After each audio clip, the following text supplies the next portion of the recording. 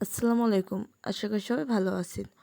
অনেকের ড্রাগন ফল গাছের ফুল হয় কিন্তু ফল দাঁড়ায় না। ফলগুলা সবই শুকিয়ে বা হলুদ হয়ে পড়ে যায়। যদি এমন সমস্যা হয়ে থাকে তাহলে আমার এই ভিডিওটা দেখলে আপনাদের অনেক উপকারে আসবে। ড্রাগন ফুল ফোটার পর ফুলের রেণুগুলো সবগুলা এভাবে একটা ব্রাশের সাহায্যে ঝরিয়ে মাঝের যে রেণুটা আছে এটাতে সবগুলা দিয়ে দিতে হবে।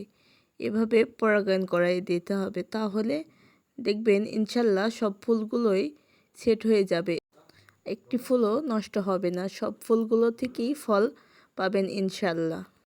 আমার গাছের আগে কখনো এভাবে পরাগায়ন করতাম না, তখন একটা ফলও গাছ থেকে কখনোই পাই নাই, কিন্তু এভাবে পরাগায়ন করার পর থেকে প্রত্যেকটা ফুলের থেকেই ফল পেয়েছি আলহামদুলিল্লাহ।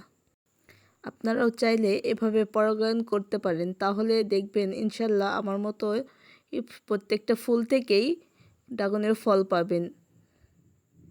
আমার কাছেও আজকে বেশ কিছু ফুল ফুটেছিল, সবগুলাই পরাগায়ন করে দেওয়া হলো, আর এগুলা সবগুলাই পরাগায়ন করে দিয়েছিলাম, সবগুলাই ফল হয়ে গেছে।